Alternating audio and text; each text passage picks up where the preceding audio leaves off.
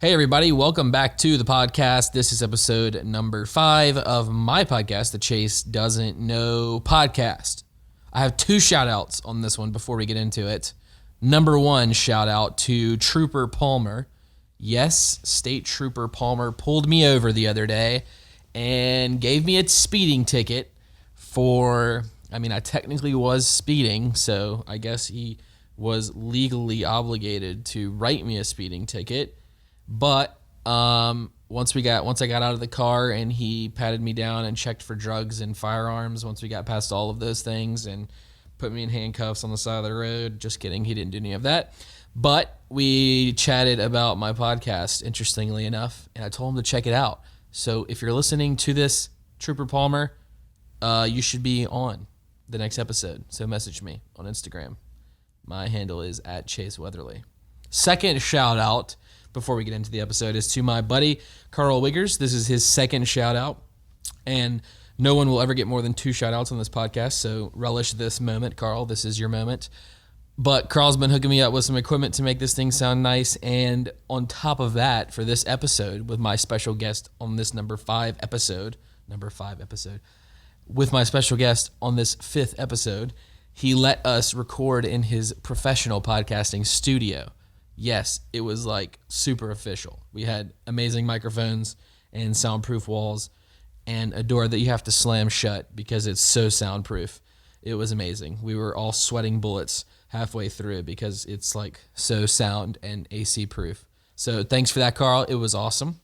Along with Carl joining in on this episode of the podcast, we also had Casey's cousin and my brother-in-law, Caleb, sitting in with us to have a chat. So if you hear some laughs in the background and some not great questioning that doesn't sound like my voice, then that's one of those 2 amateur podcasters tuning in. So just ignore those guys while we go through here. Anyway, so my guest, Casey Crawford, he is an interesting fella, a couple years older than myself, but has ventured down a lot of roads, creative roads, that are very interesting. And one thing that I like about Casey is that he just does what he wants to do and doesn't really care much about what other people think or say about him, or at least that's how it appears. And that is something that I can admire. He's a husband and a father of 4. He is a legendary podcaster. He started one of my favorite podcasts of all time, Smashville, back before podcasting was cool. Him and his friend Alex recorded something like 50 or 60 episodes of the funniest dialogue ever, including a scene-by-scene description of Star Wars Episode 1. That episode is definitely one of my favorite podcast episodes of any genre of all time. On top of that, Casey has ventured into comic book writing. He is the author of multiple comic books. He's a stand-up comedian, having done years of stand-up, which we talk about extensively in this podcast. And on top of that, has been playing guitar, singing, writing songs most of his life, and recently reignited his songwriting passions and has dove right back into the world of music. So we talk about a bunch of this stuff and his creative ideas in general, how he approaches his creativity, how he deals with the inner torture of being a creative person. And we actually start off talking about his kids. So without further ado, let's jump into this episode with the legendary Casey Crawford.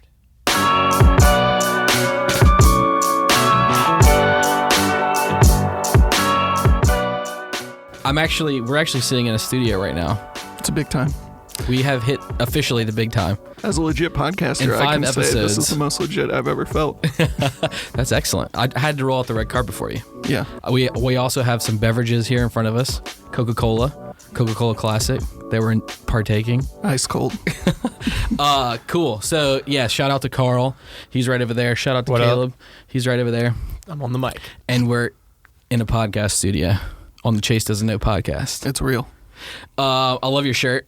Thank you. Why don't you tell me about the super long, annoying drive that you have to get over here from Daytona Beach? By the way, Florida. Has there been like a do you intro me before all this? Yeah, there's like an intro thing that I'll do later. Yeah, no, I knew that because I listen.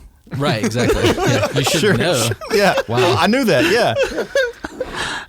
So yeah, from Daytona Beach, it's a 10-hour drive with 4 kids. I got 4 kids. And a wife. God willing. So it's actually not that bad as they've gotten older and older. Now 2 of them have phones, so it's like they just disappear. How old are they? Into that. They are 13, 11, 9, and 6. And the 9 and 6 have the phones? Yes, we gave the youngest to teach the older ones a lesson. Right, exactly. Parenting 101 right here. What is all right, here we go. This is a good question. Are you ready? Yeah. What's the best lesson that you can teach your kids? The best lesson I can teach my kids. Do you want a serious answer to this?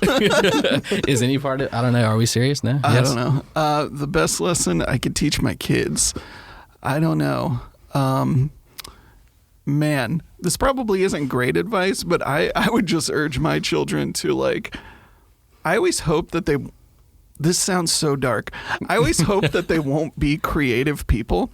I hope they will find deep fulfillment in being an accountant or something that's really reasonable that you can go to school for and you can get a great job at. I hope that they are not like me, where you could probably get one of those jobs, but you'll just feel like you hate your life all the time. Mm-hmm. That's, yeah. Or if they do become creative people, I hope that they figure out a way to do it in a reasonable way that makes money. So this is one of the very big reasons that I wanted to have you on the podcast, at the excellent suggestion of Caleb, because you're in town for a week, was because you are a legendary podcaster. Legendary. People on this... You're podcasting. Think about the Mount officially... Rushmore podcasts. You got Marin, you got Rogan, you got Kevin Smith, and then me. That's us. That's it. Officially podcasting before it was cool to podcast. Yes. I'll do everything when it's not cool. Yes. So Smashville was the podcast. Huge shout out to Smashville and our buddy Alex. Indeed. And the good old days of just staying up at my house till 3 o'clock in the morning for almost 2 years. Yeah, Smashville. We did it for 2 years. Go look for it on the internet. You won't find it. I took it down. I have all the episodes. Send me an email. I'll send you all perfect. 70 or 80 of them. I'm definitely going to email you after this. I was looking for them earlier and couldn't find them. I just went and listened to them not that long ago. Not all of them, because that would be 100-something hours of... But I listened to a bunch of them, and I do miss it, but I realized that Alex and I... when we were having a great time, but I realized there was a lot more head bumping than I recall actually there being. I was always just oh, what a fun time. And then I'd listen to it and we would be arguing about stuff sometimes. And I was I don't even remember having this argument. That's great. I actually thought this would be an excellent interview if we just came in here and I said hi to people listening and then just let you tell your vasectomy story. Because that episode of Smashville was I first of all listened to it and it was hilarious, and then listened to it again with another couple and my wife on the way to Florida. Funny, not to see you, unfortunately. But we listened to it again, and I think I might have laughed harder the second time I listened to it. And I wish I could go listen to it again, but it's not on the internet, so I'm gonna have to email you for that episode. Episode only? Yeah, I started doing that as a stand-up bit, actually. Oh, really? Yeah, I've worked it into a workable 15 or so minute story. It goes great. Excellent story. Wonderful. Yeah, just real quick, for those who don't know you, could you tell us your age and why you got a vasectomy at your age? Well, and what age you were when you got a vasectomy? I have 4 children, so that's the reason I had a vasectomy, but I am 32, and I had that vasectomy 5 or 6 years ago at this point. So you and I are, we'd say best friends. Yes. Brothers.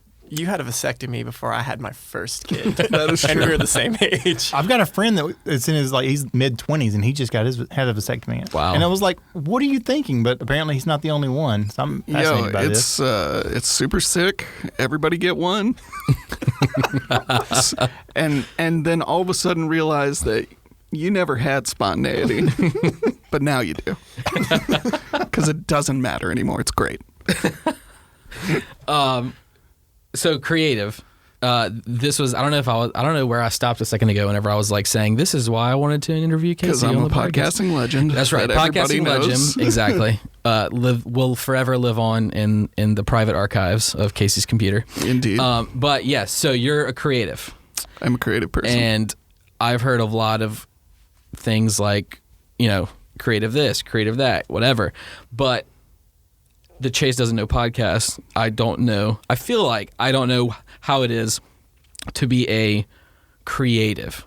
And I know that word is like Can super mean a open-ended. million different things. And Is that your especially job as in the last a creative? I have a BA in Create.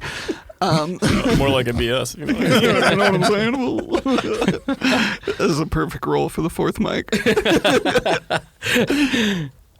Truly morning zoo. Where's the sound effects? But Yeah. We do. We get might some need a of those sound effects rack for this one.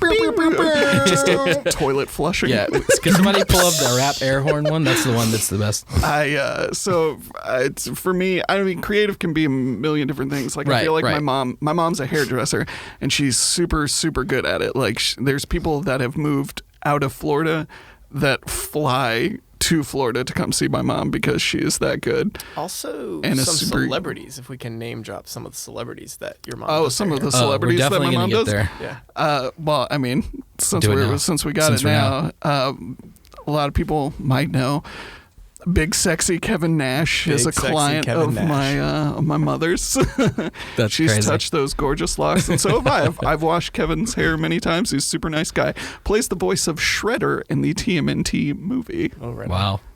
That's pretty cool. It's pretty sick. He's also the first time he walked into my mom's salon, I instantly recognized him. But also, like, I don't know, he looks big on TV. But it's not nearly as big as he actually is. Because he is a giant man. Like, I'm pretty tall. I'm 6'2". I come up to, like, here on him. I'm pointing to my breast area. That's how tall I am compared to Kevin Nash. Dang. And his bicep is the size of my head. Dang. And he's got long silver locks. He looks like a Greek god. I literally was just like, oh man, Zeus just walked in. This is wild. But he's a super nice guy. I don't know if my mom has any other celebrity clients, but you know what? Do you really need any after Big Sexy? Probably not. Absolutely not. Am I confused? Was that what? Did she do Hulk Hogan at one point, or am I misremembering? Can you Am I mixing not up as wrestlers? say that better? She didn't do his hair. Yes. Okay, got it. Perfect. Hey, that's what I'm here to do. Okay, is ask very thought out, well crafted questions. Hey, brother. You remember that time? That Hulk Hogan Called your mom the N-word? Slept. I was going to say slept with that one radio guy's wife, and they recorded it. And that is where he said the N-word. You know, when you're sleeping with somebody else's wife, you'll often say the N-word. Everybody knows that.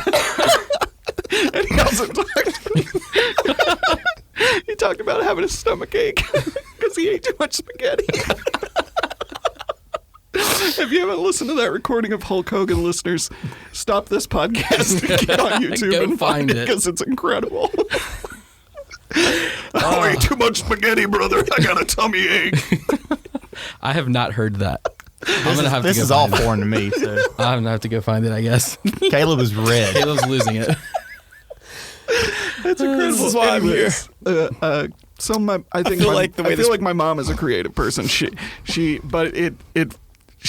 found a way to like monetize it in a way that's normal. She gets super creative. She does stuff that's like out of the box. Like I went to school to be a hairdresser, so I know what it entails. And it can be a not creative job. It can be a near mathematical job because haircuts are geometry.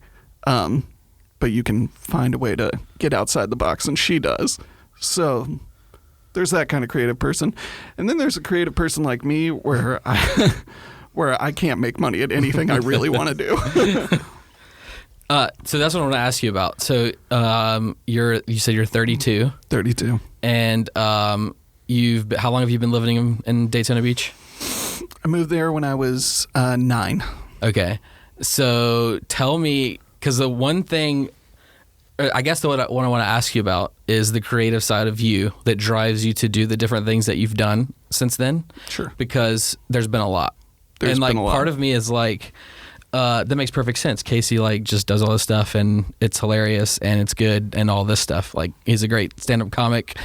I've actually only seen you live once, but hilarious. And I actually re-listened to the album in the past week. Cool. From the band, which is great. I turned on the album the very first time, and it was what's the name of the first song on it? Must be better. Yeah, there's got to be a better way. Yeah, got to be a better way. And it started off, and I was like, oh, okay, maybe I might like this. And then the second song kicked in, and it was like killer. And like the first song was good, but like the rest of the thing was like a slow burn for people to feel like, all right, this is kind of slow and there's not much happening your here. Your previous album was definitely more folk inspired, so I think for all the fans from that previous album, you were trying to let them think they were in for more of the same. Before they went on. Well, my musical journey, I feel like we should start somewhere. We're just rambling. I want to basically hear about the internal burning that drives you to do these things. And it sounded like, and I wasn't even planning to talk about your kids first, but the question that I asked about your kids sounded like it must be a little bit tormenting because you don't want them to have the same drivers. Yeah, that's true. I at least I hope. Here's the thing. I hope that they do, because when you have a creative endeavor and it goes well, it's a wonderful feeling that I have not matched in anything else. But most of the time, it's just upsetting. And I would like them to steer clear of being upset, because it's a bummer. I might also just be bad at all this stuff. So there's, that they could be good at it. Who knows? But I hope they'll be more pragmatic. So tell me about the highest high that you had. I was on meth and no, the highest high. Man, that's tough. Because I've had a lot of endeavors, and there have been highest highs for all of them. I guess we'll start with music, because that was like the first creative thing I ever did. I started playing guitar. Me and Caleb got guitars for Christmas when we were 13, or you might have been 14. Yeah, 8th grade, I think. Yes, it was 8th grade, because I was in 7th, because I was 1 year behind you, because I failed a grade. Nice. Sorry, I got my first guitar in 7th grade. Dude, that's the year. It was the time. So we started playing. We got super into Blink-182 and pop punk in general, and started playing guitar.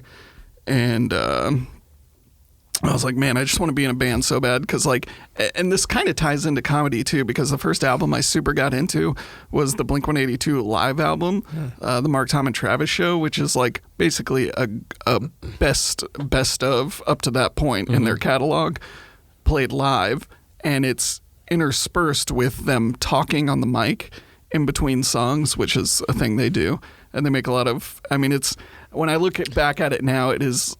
I mean, it's infantile. Oh wait, poo poo pee pee. A lot of that. So, but for a 7th grader, baby, I was in. Yeah, absolutely. It was hilarious, and I was like, oh man, these guys are so funny, and these songs are sick.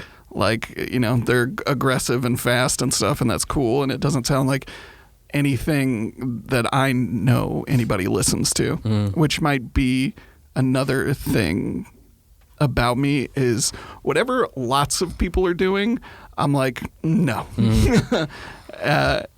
Which is funny, because later on I find people are into stuff that this sounds so terrible.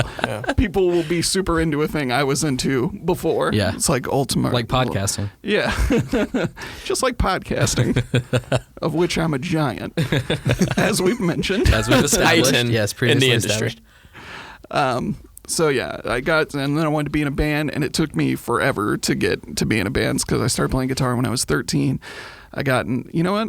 It was 3 years, but it felt like forever. I got asked to be in a band when I was 16, started playing local shows, and then at first I was just playing guitar, but then we slowly morphed over time to where I was singing, because that's the other thing about my creative endeavors, is that I have to be in control of them.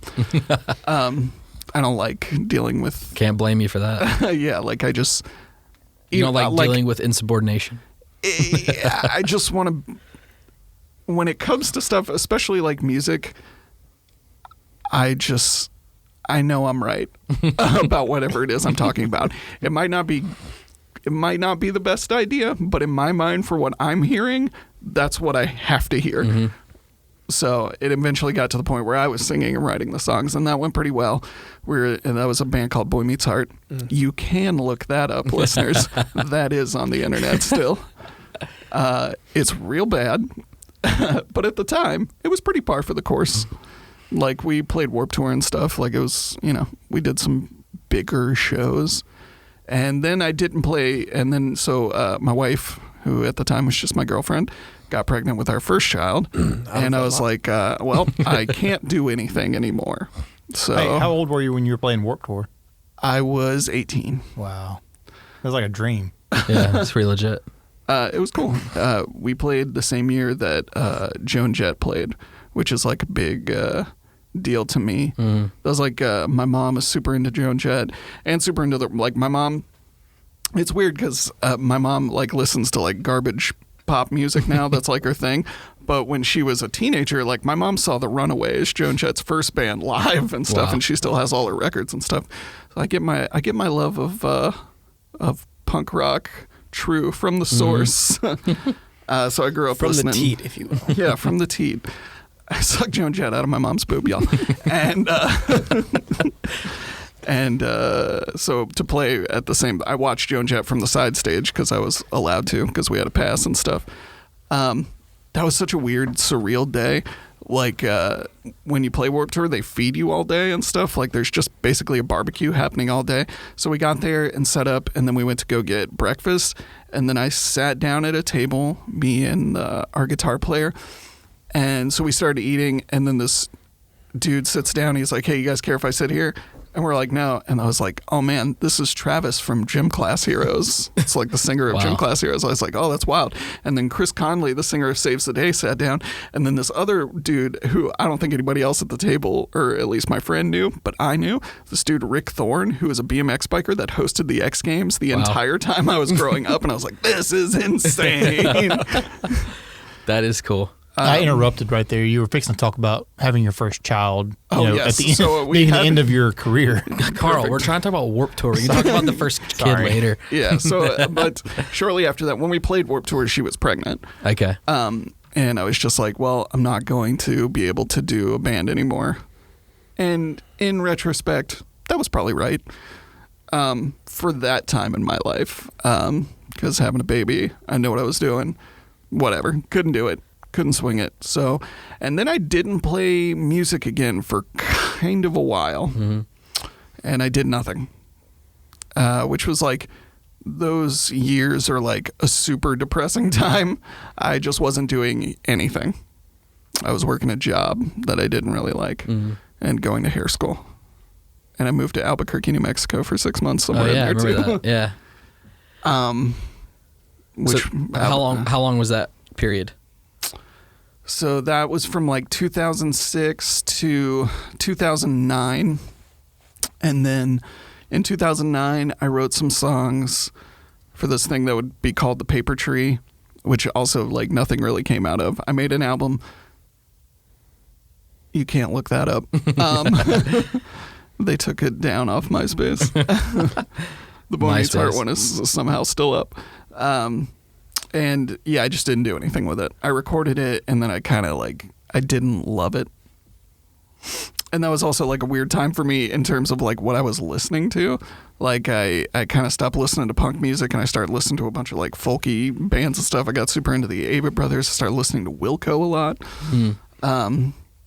And I wrote some weird songs. But I will say it's in that time I think I learned how to write a song, because if you're like writing like folky songs, you have to learn like basic chord structure and stuff, which I'd never really done before. I was just like, yeah, power chords, these four go together, that works. And that's when I got like serious about like the lyrics in Boy Meets Heart mean nothing. The lyrics of The Paper Tree I wrote about specific real things, which in turn made for better songs. Even if those ones weren't that good, I was like learning how to write a song. And then the Paper Tree, nothing happened with. I made the album, I put it up on MySpace, and I was like, I don't have a band. I guess I could play by myself, but I'm super depressed, and these songs are depressing, and this didn't turn out like I heard it. Yeah. And so I just didn't do anything with it. And then I didn't play any music from 2009 until 2018. So I have I don't know, a bunch of ways I could go, and because I had a bunch of questions pop up. Quick question: how do you write a song? So now the way I write a song is I write lyrics first. That's the most important thing to me. Is having it's more important to me that a song means something to me lyrically than how it sounds necessarily. I'll find the hook in there somewhere. Mm-hmm. I'll work that out. So I start there. Then I will start to come up with a melody without a guitar. I'll just start singing the words different ways to try and come up with something. Then once I have that, I will find whatever chord I'm hit, whatever note needs to be hit for the melody I just came up with. Mm-hmm. And then I'll kind of go from there. And then I record it. I demo it on my phone. I have an iRig, so I can plug in a mic and a guitar. I just use GarageBand, preset drums, set a tempo. And I sort of flesh it out that way. And then I send it to the other dude in my band, Jim, and he'll put real drums on it. And then when we go to record it for real, then it gets real finishing touches. And Jim does a thing that I don't know how to do, which is dynamics. Okay. Mixing and mastering and stuff? Not even that. Even within the song itself. Song. Yeah, he'll be you're really slamming it out here. Let's go quiet. Building it into the song. And then we'll go loud at this next part, and he's always right about that. So is it you and him that did the last one? Yep. I play everything except for the drums. Okay.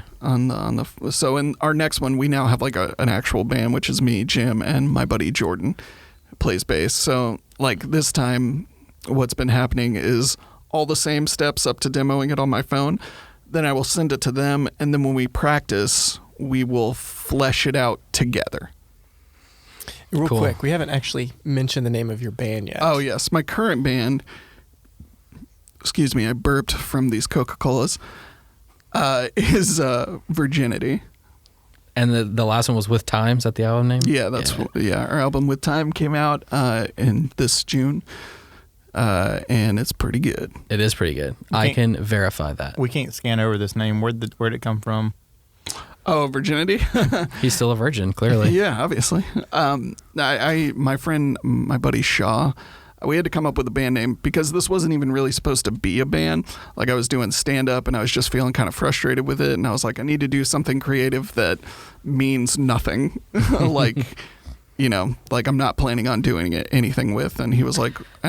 Yeah, sorry, go ahead. Okay, so I'd written a song and I sent it to Jim and he was like, this is pretty good. Do 2 more and we'll do a little EP or whatever. And I was like, cool, a recording project. This will be fun. I'll get away from thinking about trying to be funny. It'll be cool. And so, but then I wrote 4 or 5 more. And he was like, man, if you write 3 or 4 more, you got a full length. And I was like, okay, I'll do that. And then we started recording it. And then Jordan heard it somehow. Maybe Jim sent him a rough cut of something. And he was like, oh, you should let me play bass in your band. And I was like, well, we're not really a band. It's just a recording project. Mm-hmm. He was like, well, I could probably get us some shows, if you want to play a show. And I was like, that'd be cool. We could play a show. Might as well. That'll be fun. Mm-hmm. And we had played what got all this started was right before I started writing Virginity songs. We did a cover show. Me, Jim, and a couple of other buddies. We did this band Midtown. It was a pop punk cover show. People were covering Blink-182 and Panic at the Disco and stuff. And so we did this band Midtown, who nobody knew. I was Midtown. Yeah, I've never heard right on band. the same level. But we all love Midtown, and it was super fun. And it was the first time I'd played music on a stage since even before Paper Tree. So we're talking 2006 was the last time I had played music on stage to 2018. It's 12 years. Dang. And I forgot how fun it was, how much funner it is than it's funner than stand-up. Really? Yeah. Okay, so I had a couple questions I wanted to ask you about. in terms of stand-up compared to band stuff, but quickly, because this just popped in my mind, I thought it was, you just said that you wanted to do the Virginity recording project because you wanted to do something that didn't really mean anything. But one of the cooler things I think about the album is that a lot of the lyrics are like about your life and like where you're at in life. Personal. Oh, the songs all mean something, but I just thought like nothing will become of this. Got it. Like I was just like, maybe we'll put it out. Like I've recorded songs with Jim. So it was just an outlet. You were just yeah. It's like it was intended to just be something to do, because I was feeling stagnant with comedy. Yeah.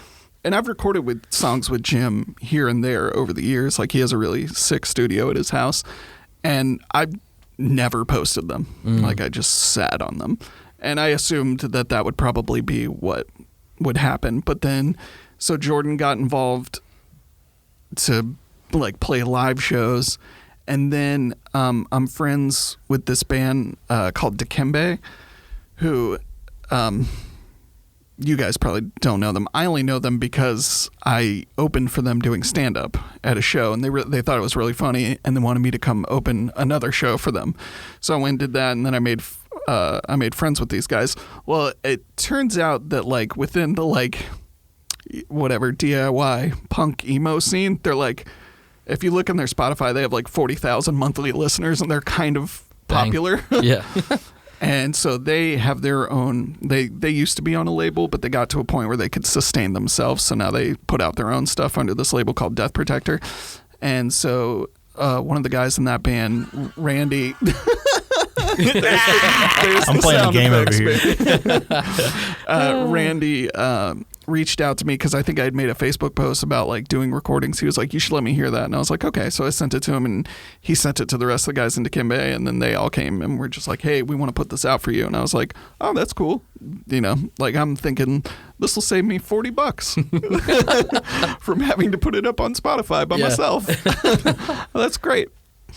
And so we did that, and then so we've been a like show playing entity. Like there's a year that leads up to me writing and us recording.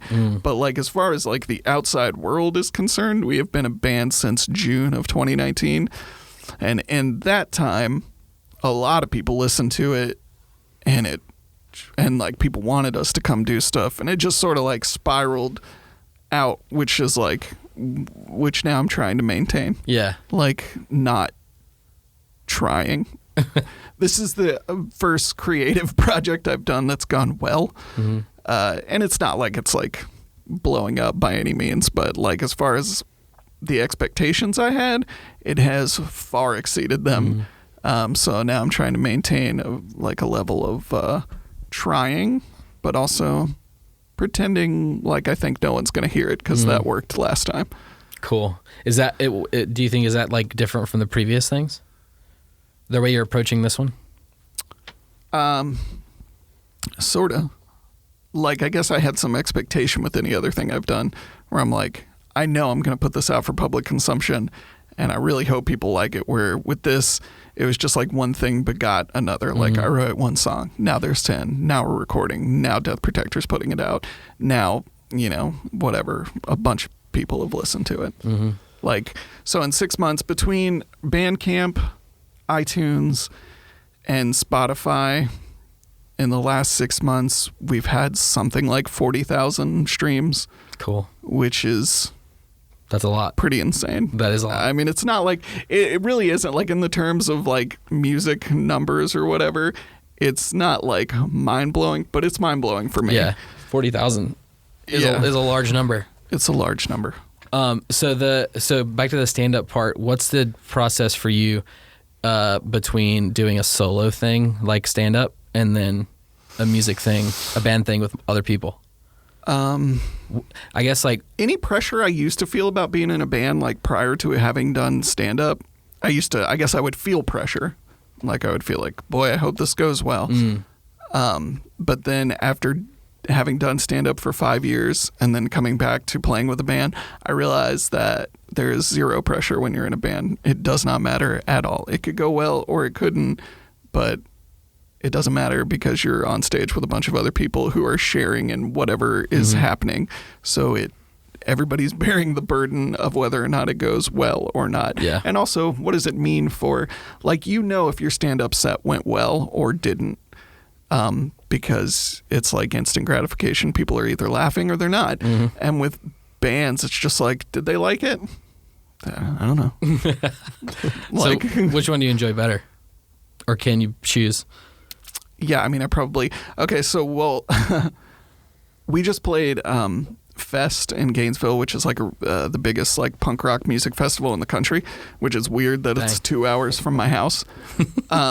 But it is. People travel from all over the world to come to it, and Gainesville takes in like 12 to 18,000 people over that weekend. Wow. Just coming there for that festival, and like the biggest bands in punk music come and play it. That's got to be like a lot of damage that those punk rockers cause. No, that's the great thing about Fest is everybody is super respectful. Here's the thing. Like, I was telling my wife this recently. Like, regardless of whether I get to play it or not, I went the first time because I did stand up at it. I've done stand up at it the last 3 years. They also do stand up and wrestling.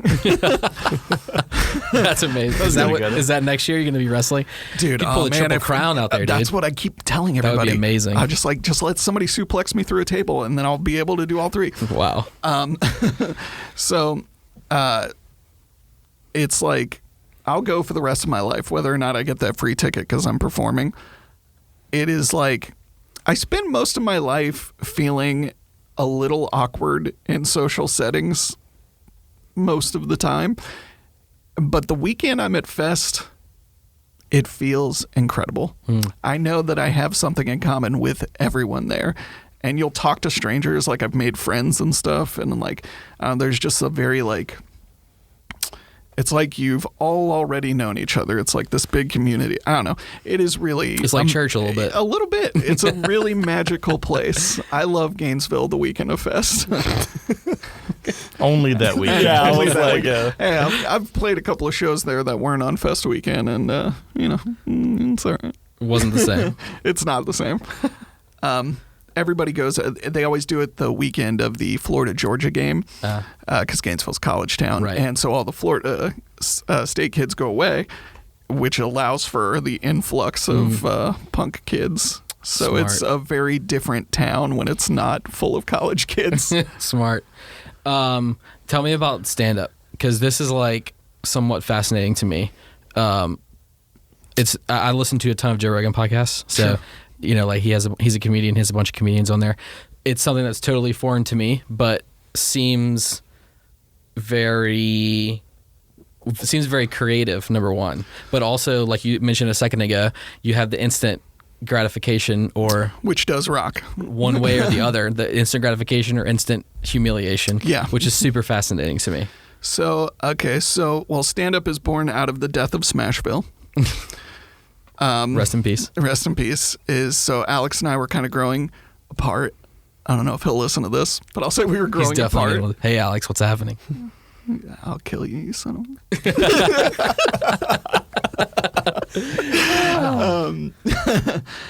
of So we were, like, he just wasn't, I don't think, into doing it as much. And like I was like, wow, you don't have to blame him. I mean, he's definitely. We were growing apart. There you go. And it was his fault. But it was his fault. It was your fault, Alex. He knows it was his fault. And so I was like, well, I need something to do. And what we've been doing on Smashville is like being hard and loose, and we're being funny. And I was like, I like being funny. I feel like I'm a funny person. Like of all the things in life about me, the one thing that I have always been confident in, even since I was like a little kid, is that I am certain I am funny. Which is like a thing, as I've found, especially in stand-up, you would think that every person that ever tried stand-up would feel like that. Right. Yeah, but they're not. There's a ton of people I'm just like, well... I've talked to people. I've been like, "Were you like the funny person in your group of friends?" And they're like, "No." And I'm just like, "Well, I don't even know why you would do this." Why are you in this business?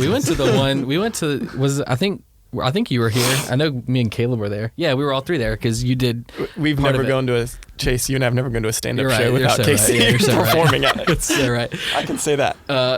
Correct. Yes, that is true. But we went to the place right here in town, and you went and did. It was an open mic, and you went and did it. Oh, that was a rough open mic. Literally, I think there was maybe one or two other funny jokes in that evening. Not even funny people, just one or two other funny jokes. Yeah, there's like people that were horrible, and I was like, that was a really rough open mic. It was rough. Yeah, real bad. There was this dude Evan Rabalis. Rabelais? Is that how it's pronounced? Is it Rabalais? It's so weird because I'm from here. I should be able to pronounce. We just revoked your citizenship. You just nailed it. Yeah, you did great. Fibidox. Go fuck yourself. I spelled that go with a G-A-U-X. Anyways, that dude, there was of the 10 people that were in that room, one of them decided to be that person that's going to personally respond to everything the comedians say. And he was just he looks at her and he was just don't ever let anybody tell you you're not helping, because you are. Can you hear can you hear how I'm being a smart aleck right now? Can you tell that? Is that coming through the mic? That dude is actually, he did not have a great set that night, but he is legitimately funny. I've done a bunch of shows with Evan. He travels all over. I did a show with him in Houston while I was on tour. Nice. So Smashville died, and I was like, I want to try and be funny. And my friend Trevor Sostrich, who I've been friends with since I was in middle school, said something on Facebook about having gone to an open mic to do stand-up, and I was like, stand-up? That's weird that never even occurred to me to try. I was like, I'm going to go watch Trevor do it and decide if I'm going to try. So I went to an open mic, and I just watched. And after the open mic, I was like, 100% I can do this. I'm definitely funnier than these people, than a lot of them. Funnier than Trevor? Yeah, Trevor doesn't do it anymore. I'm funnier than Trevor. You won't hear this either. Get out of here, Trevor. Shout out, Trevor. You loser. You blew it, Trevor. Nah, he's cool. Great guy, Trevor. I'm glad we've been friends for so long. 16 years. Look at us go. And so then I signed up for my first open mic. So it was at this bar in Daytona called Tiernanog, which is where I still get up all the time. That's it's a bar that people have gone to in Daytona for years. It's like our dive.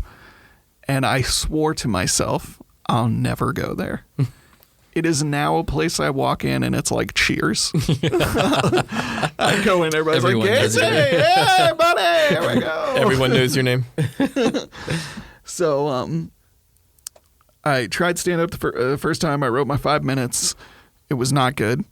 But it did elicit laughs, which is a pretty high. Mm-hmm. Anytime you get up in front of a group of people and you can make them laugh, it feels pretty great. Mm-hmm. So I was like, this is good drugs. And so then 2 weeks later, because back then, now the Nog is a weekly show. I was like, 2 weeks later, I was like, I'm going to do it again. And then I did again. And so now I've done 3 sets and it's like a month and I'm like, this isn't enough. I know I need to be doing it more than this. So then I started traveling to Orlando and Jacksonville and Melbourne, places that have much larger scenes than the one room in Daytona. And so these people in Daytona, they had been doing stand-up at the Nog for 8 years and they'd never gone anywhere else. Wow. And I was like, hey, I got a van. I'm going to go if you guys want to roll out with me. So then they started traveling.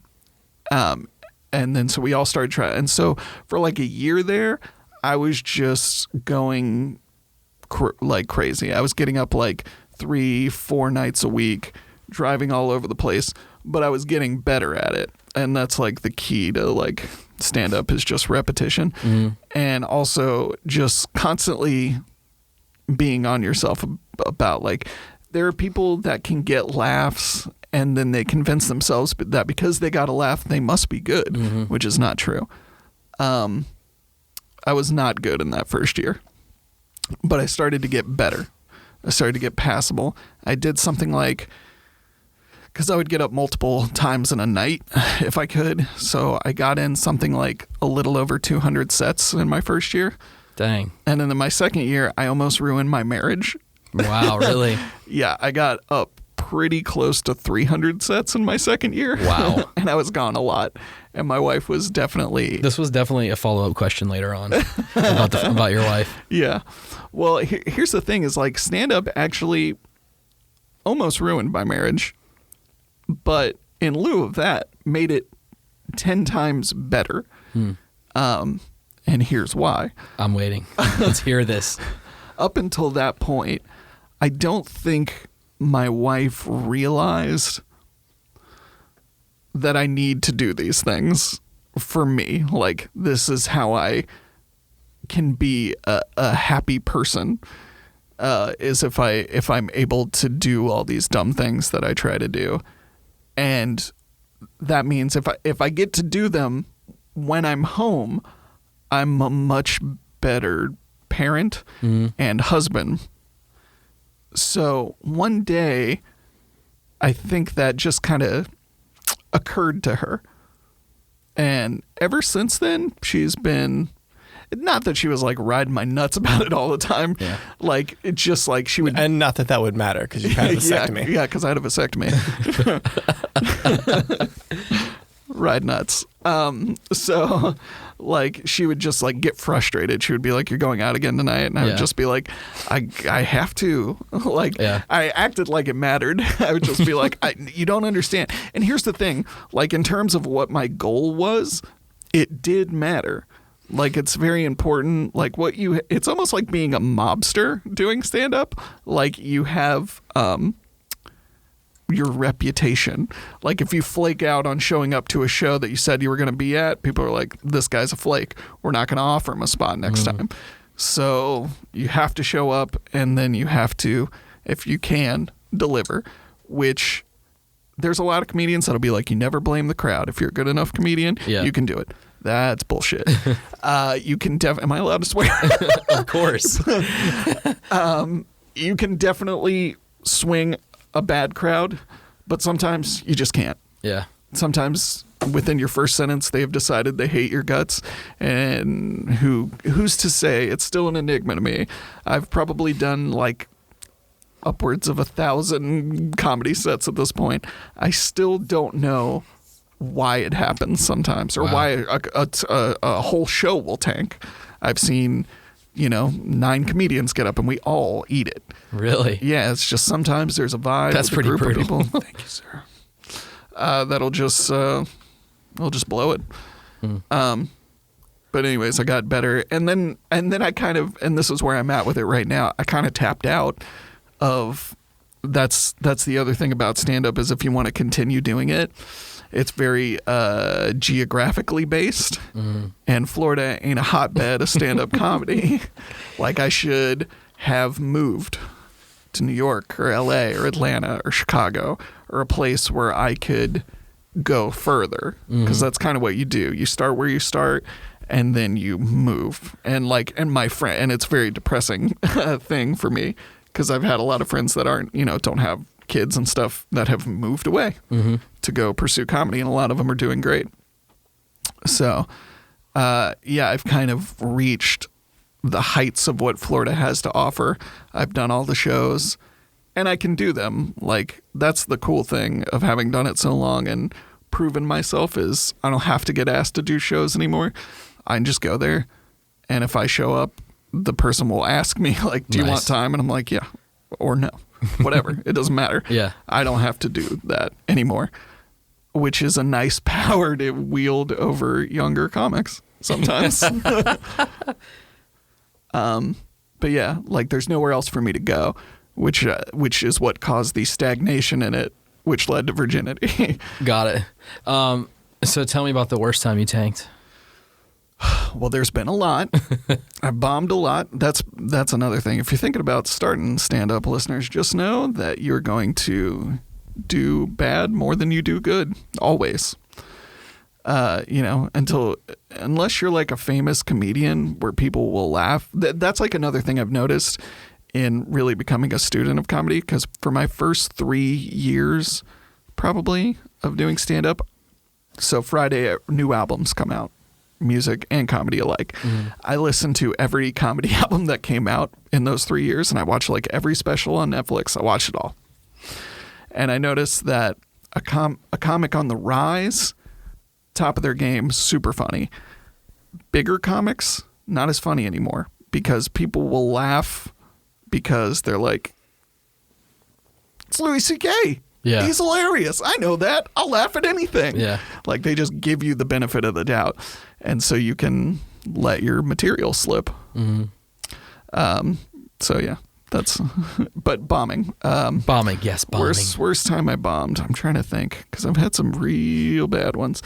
This hardly counts because it was so early on. So my first time doing stand-up comedy, I told you guys, it wasn't great, but I did get laughs. At the time, I felt like it went great. My second time doing it, I have a recording of this. I have a recording of every set I've ever done. Nice. It sounds like I'm telling jokes in an empty airplane hangar to no one. No laughs. No laughs, no sound. It's just like my echoing voice. Wow. Where was that? This was at the Daytona bar? This actually wasn't. This was at a place in New Smyrna Beach, which is like 40 minutes from Daytona, that had one open mic one time, and I was at it. And it was an empty room. Oh, there were people there. It was a pretty packed room, actually. It was just real bad. I'm trying to think of like one like later on where I was just like, oh my God. I ran a show in St. Augustine at a little indie movie theater called the Corazon for 3 years.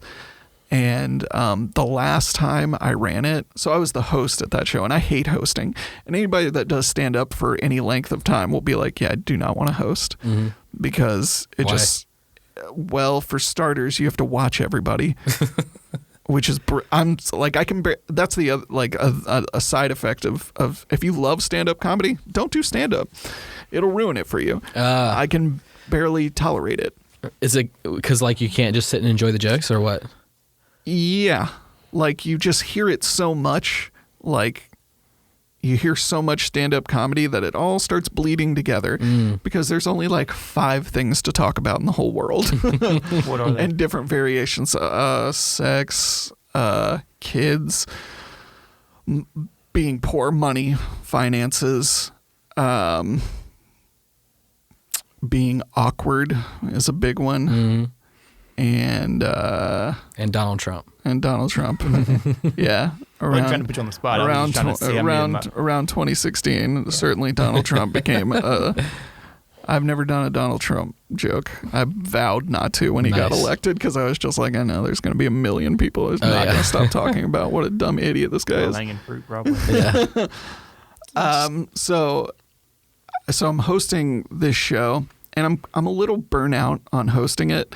Because I'm running it, I'm not just hosting it. I'm having to book the comics for every month and make sure everybody gets paid and try and get people in the door, which shouldn't be that hard because St. Augustine's like a college town, but it is.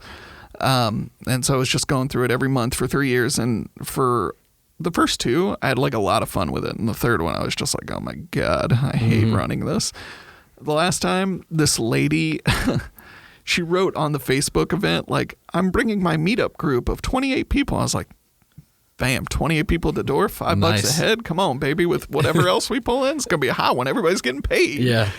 So she brought in 28 of the most humorless pieces of shit that have ever been in a room together who didn't laugh at anything the entire show. Did they pay their $5? They paid their $5, but oh my God, I'd have paid them every cent I had to kill themselves. I hated their guts. So like I get up there and hosting never goes great. Like you're getting up there, you're breaking the ice. Everybody's a little uncomfortable to laugh around people because laughing in a group of people is like, it's kind of like, that's so true. It's right next to like getting naked. I feel like it's like really letting out a good hard laugh. It's like once you, it's like there's like a threshold. Like whenever you get to whatever the threshold is, and there's also a little bit of like admitting like who you are and what you laugh at. That's very true too. Which people are also uncomfortable about. So hosting never goes great. I've never hosted and been like, what an awesome hosting set. I've always been like, oh my God, I hate this. So I'm like breaking the ice and it's not going great, but that's fine because It doesn't normally go great. Yeah. By like my third time going up there, I'm just like sweating bullets and they hate my guts. They hate me visibly.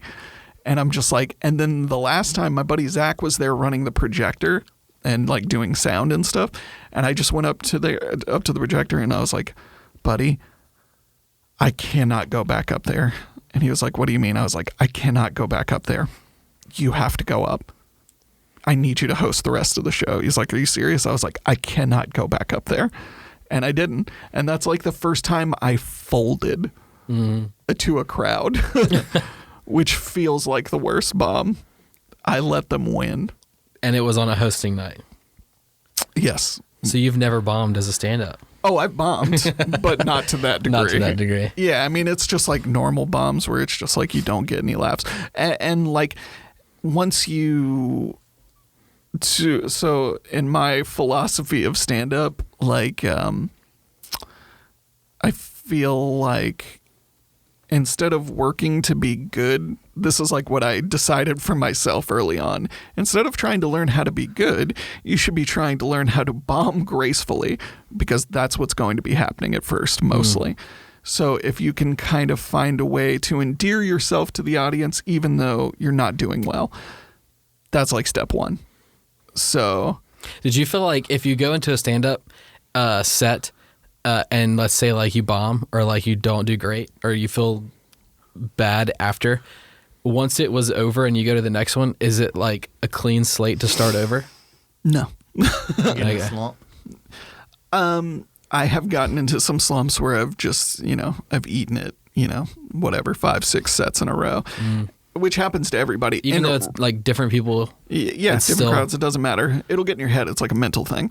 But then eventually you'll break it, and you'll always break it right before you feel like if this doesn't go well, I'm never doing this again. And then you'll have a killer set, and you'll be like right back on top. One of the things I was wondering about, you talked about, bombing as a host, but if you can tell you're bombing, I'm sure you know when you're bombing as a in a set, right? Yeah.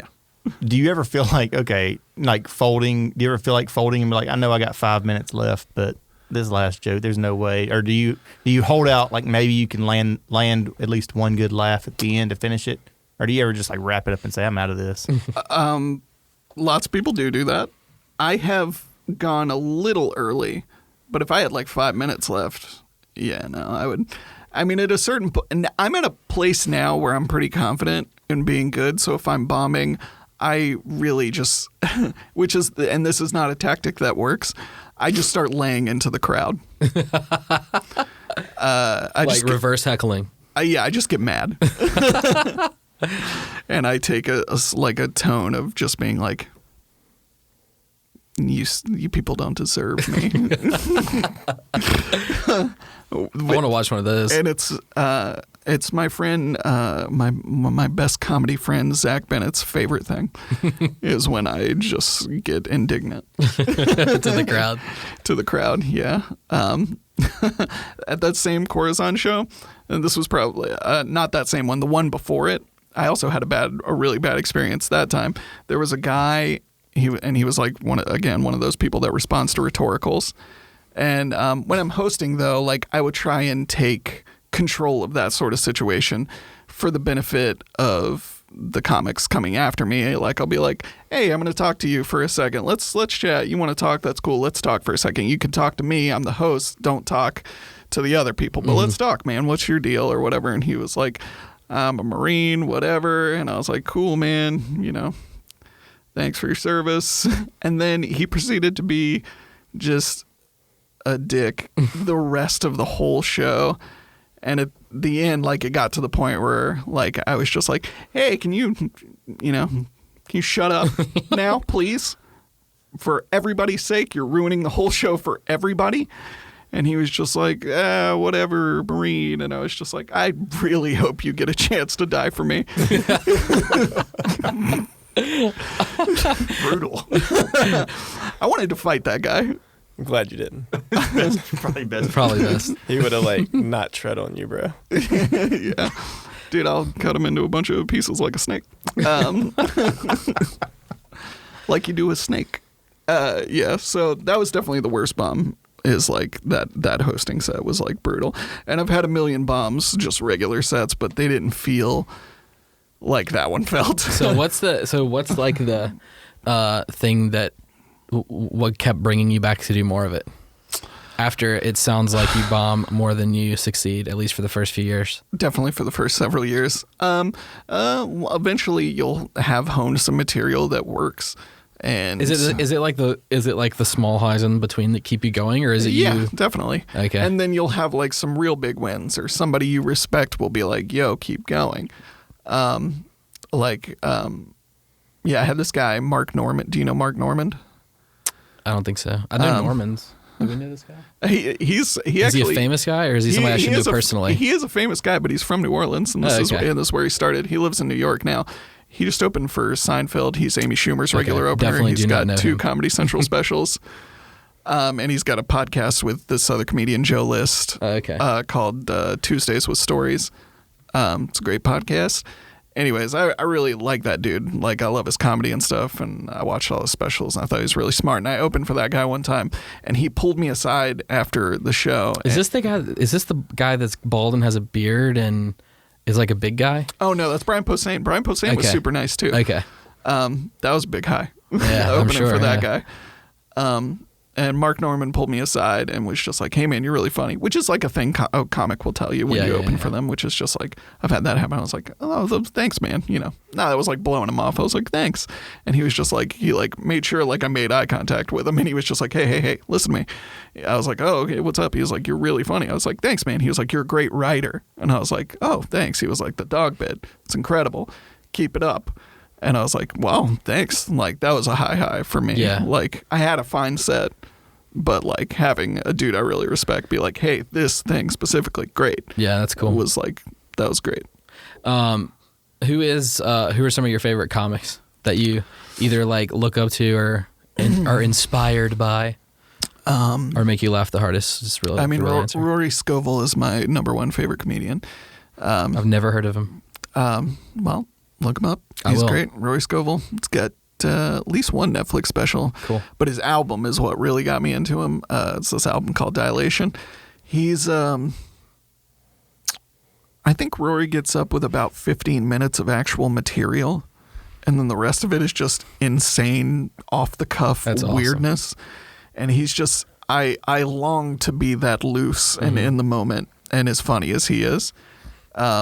He's incredible and just insane. Like, I don't even have a brain that works on that level of sheer insanity.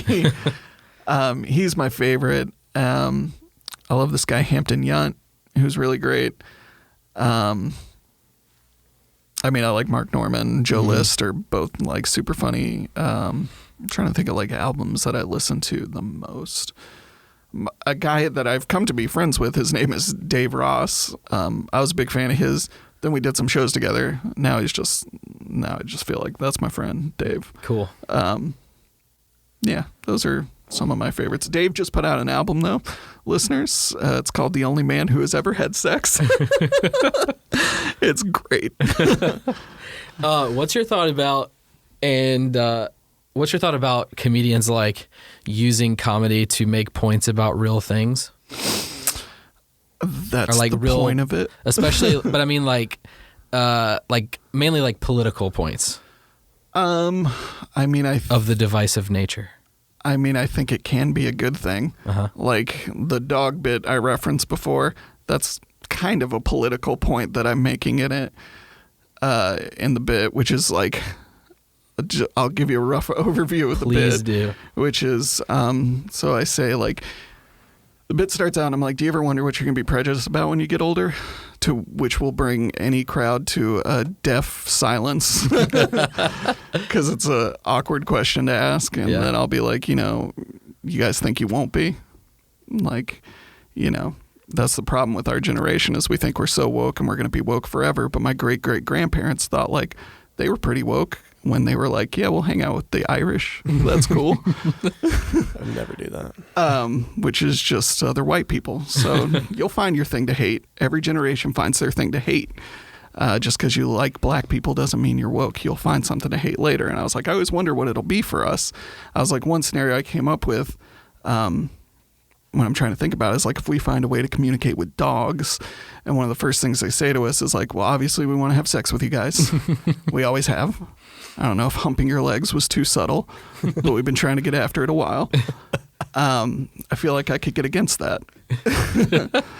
And then I go into this whole scenario being like I just have the scenario like my grandson's coming home for Thanksgiving dinner. He's bringing his new girlfriend. It's a Pekingese. Like I'm going to make her super uncomfortable. Like when she comes in, instead of cleaning like a shotgun on the coffee table, I'm just going to be rolling newspaper after newspaper, vacuuming, get a couple strangers out on the lawn. And then when we're eating dinner, I'm just going to be hate eating my food. I'm locked eyes with the dog and making everybody at the table uncomfortable until finally my grandson has to be like, all right, Grandpa, what's the deal? I'm going to be like, well, you got a lot of nerve bringing this bitch into the house. So, which is a play on dogs that often escapes the crowd. And he'll be like, all right, Grandpa, well, she's got a name. Her name's Bella, and she's a good girl. And I'll be like, she could at least put a sweater on at the table. All 8 of her tits are hanging out. And he'll be like, well, she's a naturalist. We've talked about that. And I'll be like, you wouldn't know the first thing about being natural. Why couldn't you settle down with a nice, hardworking man like your brother? Okay, that's natural. Which is the best gay joke anyone's ever wrote. It's both biting and supportive. And, whatever. And then it ends with, like, there's like, you know what, Bella, we don't have to take this. Come on, let's go. And like walking off, and I'm yelling after him. I'm like, they should all be on leashes, Skylar, just like they were when I was a boy. Hope you're going to put her in a kennel. That's where they belong. It's the last time you bring a barker into this house. And then I tell the crowd, I hope going hard R on Barker didn't offend anybody. And then this is the big finish that almost nobody gets, but it's my favorite part of the joke where I'm like, and then my wife will look at me all disappointed and be like, I can't believe you're such a speciesist. And I go, some of my best friends are dogs. That's the crowning jewel of that joke that almost escapes because people will often say, right. So my best friends are black, yeah. But also dogs are man's best friend. And I think that's hilarious. I want to hear more bits now. So that's like that really developed. I think I heard earlier versions of it. There was like 5 more stingers in that. Yeah, really I've wrung it out for all it's worth at this point. It is a tight 3.5 minutes that has a joke every 30 seconds, which is where you'd like to be if you're not like a long-winded person. So that's like a little bit of a kind of a political joke that sort of turns, whatever woke culture on its head, I guess, a little bit. It makes a point, and I'm not sure what the point is. I know that black people love that joke. 100%. They always come up to me after the show and go, that dog bit is incredible. And if it is a room full of just white people, that is the only room in the world that will clam up on that joke. Really? Yeah, I've done that joke to just like an all-white audience, and they're just like, I don't like this. It just makes them so uncomfortable to make a comparison to how easy it is to be prejudiced, I guess. Yeah. But anyways...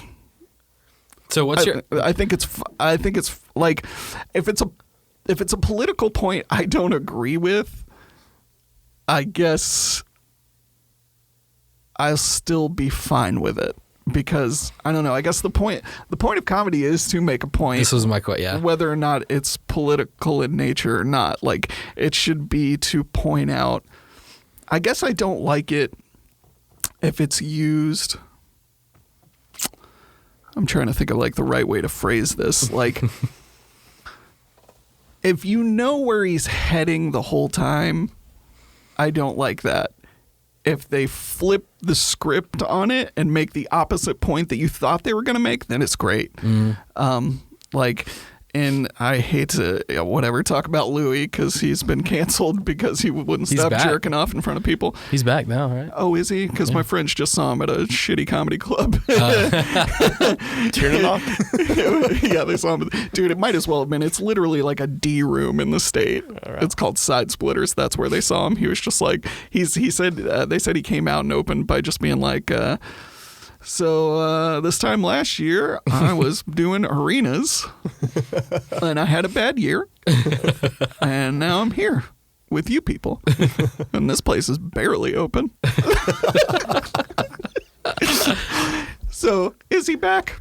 Sure. He's playing D rooms in whatever. That wasn't even in Orlando. That was in like a weird city. Really? Yeah. So I guess he's back. Guess not. Sort of. But like his opening bit on his last special, 2018, is about abortion. And it's incredible. He just flip-flops back and forth so you can't like tell where he's trying to land on it. And he just comes out and he's like, abortion's right. No, I don't think abortion's wrong. A lot of people think it is like killing a baby. You know what it is, killing a baby. But I think women should be allowed to kill babies. Like he just keeps going back and forth and you're just like, where's it going to land on this? Like I thought that was great. And ultimately he doesn't land one way or the other. It's great. Nice. So I like it about that kind of stuff. But like, I don't know, if you're talking about somebody like Nick DiPaolo, who's like this super conservative right-wing comedian, like like the cover of his last special is him giving the finger to a group of people of color.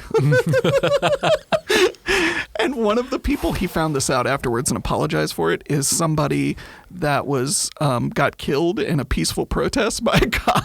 Wow. That's rough. And he gets up there and he makes all the points you're expecting him to make. Yeah. They're not really funny. You know, he won't stop say, pardon my French. He will, like, he literally uses the word faggot every couple of seconds, which is like, I mean, that's a lot. Yeah. Like, that's pretty heavy stuff. But I mean, he has an audience. So whenever you're the writing material, is it? How do you arrive at the joke? Is it the goal is just to make someone laugh, or is it you have to kind of explore those parts, those like hard points, I guess you would say, to find the humor in it? Yeah, you just feel it out over time. Like the way that like my joke writing began is like I would literally write everything out and I would kind of say it verbatim, but occasionally I would say something that got a laugh that I didn't plan on, and I would be like, huh. Like I would listen to it later and be like, interesting. So then I moved to like a bullet points type system, which is like, I want to hit this point, this point, this point, whatever happens in between, we'll see. And so like it started going that way until it got to the point more recently where I've just had an idea and I'll go up with essentially nothing except for I'm like, I know I kind of want to get to this. We'll see if I make it there. Wow. And that's kind of how I do it. Is that like nerve-wracking? It can be if it's not going well. Right. It's way more of a chance that it won't go well when you're doing it like that, but a way higher chance of finding something that's organically funny rather than like there's no way to practice for stand-up except for to do it in front of people, and that's really the main difference between that and music. I imagine it's probably nerve-wracking, but it's also probably really exciting when you can tell it is going somewhere. Yeah. Oh yeah, that's awesome. I've gotten into like more storytelling recently. Like I started doing the vasectomy bit. I had this crazy thing happen to me with an animal at a restaurant. A live animal or a dead animal? A live animal. Wow. And like those two stories alone, like it's like 35 minutes of time. Wow. I started talking about when I was a hairdresser for a short period of time, which like that bit is like kind of a long story too. So I've been getting into like more story-esque stuff as of late, which is the bullet points rather than planning out the whole joke. Yes, up until later than that when it's just nothing. I'll just go up with nothing. Is that like better? It's just different. It's just how it is now, or yeah, it's just more about. I'm bored with my material, and to make it fun and interesting for me, because I can get up and I can do my bits and it can go well. And if I'm in a situation where I'm in a group of people that have never seen me before and I need to do well, I'll just do my material. I know it back and forth. I can do it. I know it's going to work. Whatever. It's like a crutch. It feels like a crutch to me. But a lot of times I'm practicing at open mics that I've been to a million times, and a lot of the same people come and they've seen me a bunch of times. So and I'm like, well, I don't want this to be boring. Like, they're not going to laugh at the material they've already heard 10 times, and I don't want to do it. So I'll try and make this interesting for all of us. And I've had bits come out of that. Like, essentially, that's kind of how the dog bit started. The dog bit started as one line, and I don't even remember which one at this point. And then over the course of 2 years of getting up with nothing and then slowly building on it, became that one my strongest bit. Probably, I'll probably never be able to do better than that dog bit. It's pretty solid bit, and it's that version that you just told was updated since I heard it, and still hilarious and more hilarious. I just had a thought of all of the, air quotes, creative endeavors that you've done. You said you're still doing stand up now with the new music stuff? I am, but I'm doing it less and less, and I'm wondering, so that's what I was going to ask. Is it do you find that your creative flow is morphing over time, or have you kind of always had these pillars that you just want to continue coming back to? You said the stand-up thing you kind of discovered, but... Yeah. Music I thought I was done with. So, apparently I'm not. And then you're back. Yeah, I don't know where I'm at with stand-up now. I still I did it at Fest this past year, which was like 3 weeks ago at this point. And I had great sets both days. It was super fun, but... I did my material. I'm having a hard time coming up with new material. Like it's, I feel, I don't know how to be one of those people. I'm not an observational comic. Like I can't just look at something and be like, man, people are quirky. Yeah. How about this thing? Like I really kind of have to make it about myself. And I feel I have wrung myself dry. The music that you're doing is about yourself too. Yes. Is it all mostly?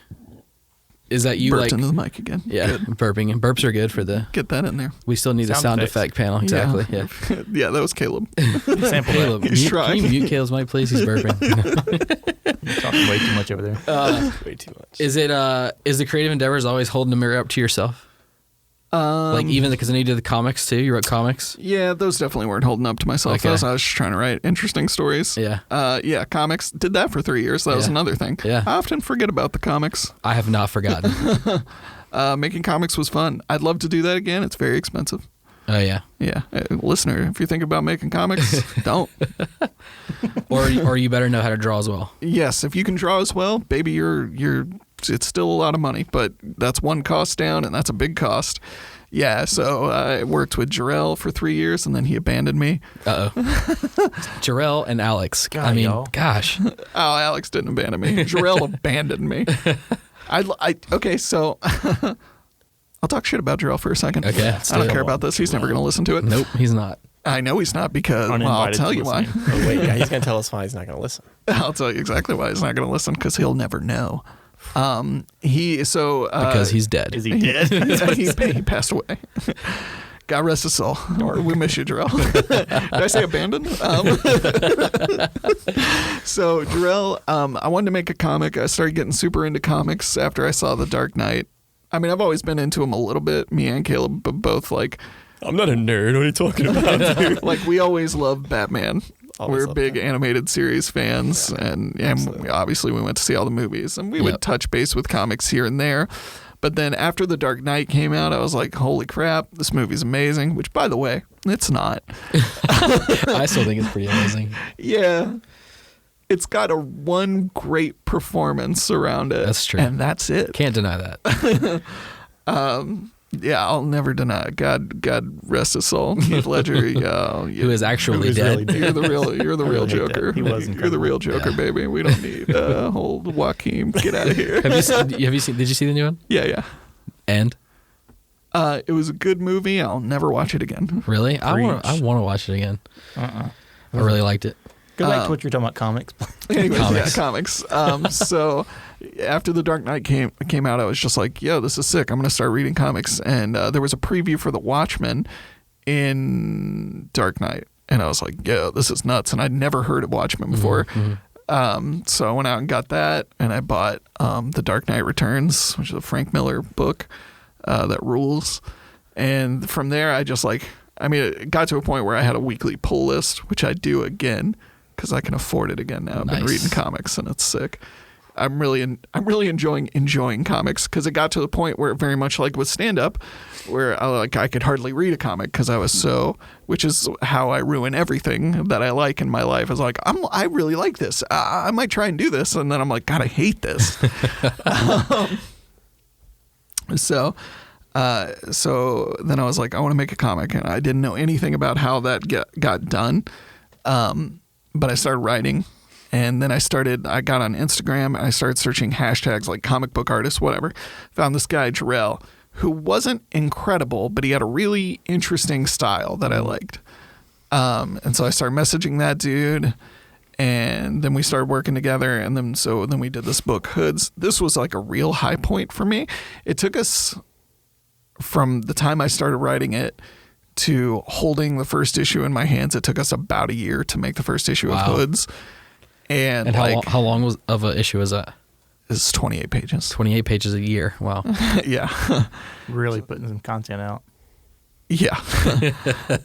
So the first time I held, they sent us a test copy of it, I was just like, oh man, it was the same size as a real comic book and the right paper I had to learn about. That's all this stuff you would never even consider as printing and formatting and what kind of paper stuff is going to be printed on. It's insane.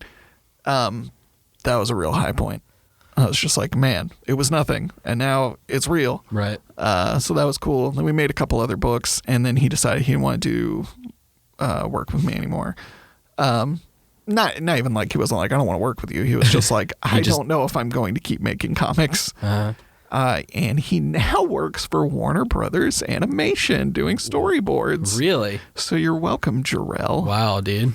Because propelled him to greatness. Here's the thing I get upset about is Jarrell was not that great, and he was kind of lazy, but I would work him. I would be like, I'd make him redo stuff if I didn't like it. And if I didn't like it, it would be because something was weird about it. It's because it has to be the way you wanted it to be. Yes. But it would just be this doesn't look good. Yeah. So I would work him. And it got to the point where we made The Grands, which was the last thing we made. It's a pretty good looking book. And it's miles ahead of the first issue of Hoods. So I feel like I worked him out a lot. And then he got a job at Warner Brothers. And which isn't, and that's you're so not happy he for works, him. Salty. He worked hard on his own stuff, and he lives in LA. He had the opportunity to make that happen. I didn't. And I don't even know that I'd want to work for Warner Brothers Studios or whatever.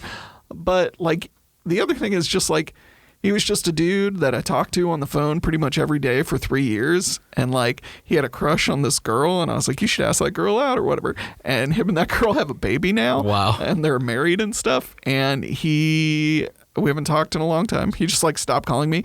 And I noticed the other day that he had unfollowed me on Instagram. Wow. And I was just like, wow, that's very harsh. This is like a soap opera in front of our eyes. You have to play some sad music under that part. Okay, yeah, we'll edit get that some in for violins sure. going. Can we get some of that? So yeah, anyways, Jarrell just stopped wanting to be my friend, I guess. Dang, bummer. He got too big, I guess. Whatever. So tell me about, I mentioned earlier that you have, one of the things that I definitely want to ask you about was being creative and all this stuff. And all that stuff is there's the whole mindset of the 9-to-5 job. And then people now are wanting to, live the dream and be like a movie star, and they hate living in the cubicle type thing. Sure. But you have 4 kids. Yeah. And you've had a kid since you were 18, 17, 18? 18. So you've been working in the cubicle since then, right? Yeah. So tell me how you are able to do all these things and still have a huge family and work. I don't sleep. That's Is that a big the secret? part of it. Do you take like Adderall or something to no, like do some drugs to get you going? I do coke. Snort lines of coke. Yeah, that's like the real secret behind all this is Got it. a lot Okay. of cocaine. So coke. So we need to get some coke. Yeah. Yeah, Got it. I almost got no nose left. I look like Voldemort. Yeah, so this is how do I do all these things? This is a question I get asked by a lot of people.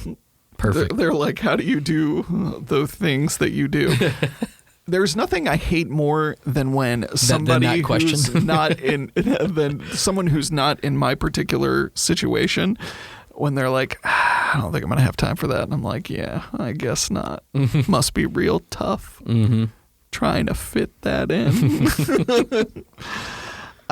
Because if you really want to do something, you can find the time for it. So you get annoyed when people say, I didn't have enough time to do that? Because I do. I do all the time. Or if they're like, I don't know if I can make that or whatever. Or like, it just, if somebody that has less responsibility than I do is like, I can't make this, I'm like, yeah, you can. Yeah, right. You know how I know? Because I'm making it. Right. But a lot of that is due to my wife, who, like I said, discovered that I need to do these things and then was just not that she wasn't supportive before, but she started being openly supportive. Like she was like, you should go do this thing. Like she's really pushing the band right now. Like I'm trying to figure out how to do some amount of touring throughout the year and make that work with my work schedule and stuff. And she's been trying to help me think of plans, and she was like, maybe you should go by yourself, because that's the one downer about being in a band is coordinating two other people's schedules too. And she was like, maybe you go by yourself, but you should go do it. Which is like her idea, not mine. So that's a big help. That's probably the biggest help, is like she's willing to whatever, sit at home at night with our children. And she's not sitting at home either, because she just like got a degree and stuff. She's almost got her master's. Yeah, got one semester left. Pretty impressive. Yes, and she just got a job as the media. What do you call it? Media center person. She's a librarian at an elementary school. Nice. So she instantly started making 20 grand more than me. I know teachers don't get paid a lot, but I mean, I don't know what you guys are used to, but I feel like we're fucking rich right now. It's insane, dude. we've been living off what just I make for a decade, and then she instantly started making 20 grand more than me. I'm like, we're rich. This is what are we going to do with all this money? It's going to be spilling out of our house. Get a pull list. That's what. Which is pretty sick. Which it's put me in an interesting predicament, because her going to school was, in my eyes, a means to an end. It's just like we learned how to live off one person so that eventually I could try and pursue these creative endeavors a little more. And then we got to that position, and I'm feeling like, well, we have all this money. Can I give up all this money to do these things? So now we're trying to decide if that's a thing. It's certainly a thing we could do. Here's the thing. It's like, if I quit, she is making, again, way more than we lived off of for a decade. Yeah. So we're still going to have more money. But while I'm working, still making what I made, and she makes, I mean, I feel like we're just throwing money around. It's insane. I had a quilt made out of it. A quilt made of money. So that's like a thing. I kind of want to ask navigate. I kind of want to ask you about some of the. How long have you been married, or how long have you been with Jackie since y'all had the kid? You're 30. So 14 years, right? Is my math correct? Yes. 18 to 32. Well, but we've been together since we were 17. Camden, not the kid. Camden is his name. So we've been together since we're 17. I'm 32. She's getting ready to be 33. So 15 years. So yeah. I kind of want to ask you about 15 years is a long time. I've been married actually exactly half of that. Almost half of that. What's something that you've learned being with your wife for so long? And having 4 children and doing all of these things? Lots of stuff. Impart some wisdom. You don't There's no joke. There is no joke. There is a lot of things. I guess the biggest thing, this isn't even the biggest thing. This is just a thing. You don't necessarily have to have anything in common for it to work just fine. We do have tons of stuff in common, but as we've gotten older, we have less and less in common, but I feel like we're closer and closer. I guess the most important thing is really just to get with somebody, and it's hard to tell, I guess, like it'd be impossible to tell, but I kind of get sick of everybody, but I don't ever get sick of my wife. Mm-hmm. I could hang out with her all the time. It doesn't matter. Mm-hmm. That's like the number one thing. Find somebody you don't get tired of. And grow together, I guess. Like, you change a lot between 17 and 32. No doubt. And this is probably just luck, but we just grew in the same direction. Mm-hmm. We could have grown apart, and that would have been perfectly reasonable. We were children with a baby. And like there are 3 other people that are in our graduating class that had babies within a year of us. All those people are not together anymore. Really? So they also all went out and got married, which we did not. That's another thing. If you knock somebody up, you don't have to marry them. For God's sake, what are you? What are you living in the 1920s? Or dad's got a shotgun at you? Get out of here. You don't have to marry that person. How long was it until y'all got married? We got married when Camden was 2. Okay. She was also pregnant again. Nice. So the second piece of advice is have all of your kids quick and get a vasectomy. Here's the thing. Like, I wouldn't suggest anybody have kids super young, but if you do, there are some perks. It's like, this is not a good analogy, but here it goes. It's like if you know you have homework due on Monday and it's Friday and you just knock it all out on Friday. Just get it done. It's get it done. You got the rest of your weekend to yourself. Get it over with, which sounds bad. But it's like there are perks to it, which is just like, for starters, we were young and are young ourselves. Like, we have energy, a younger person's energy for younger kids. Like, I don't get tired and stuff is probably as bad as I would if I was like in whatever, my mid to late 30s or something. We are going to get to see a lot more of their life. I will, barring cancer or something, I'll likely get to meet great grandkids. Like, that I'm going to get to see a lot more. And also, our kids are going to be like at the point in life where you are probably financially doing the best and you're done making mistakes and stuff like that. All our kids are going to be fully grown and out of our house, which was pretty sick. Mm-hmm. We'll have like, that's when people are like really in the throes of like raising their kids. Yeah. We will not be doing that. We'll be able to hang out with each other or whatever. And make some more money quilts. Yeah. More money quilts. So that's, something to look forward to, I guess. So more of a semi quick fire. I want to hear about what you pull. What are your creative inspirations in general? Like, we talked about Blink-182 earlier. Sure. Obviously a huge impact. Blink-182 is legit. I don't care who you are and what you say. I love them.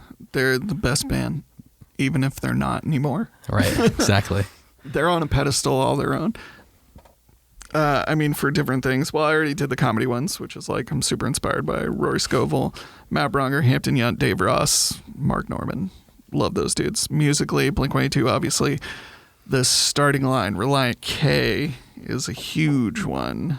And then there's like newer bands that I'm like really into. This guy Jeff Rosenstock is really awesome. This band Pup is really good. Comic book stuff.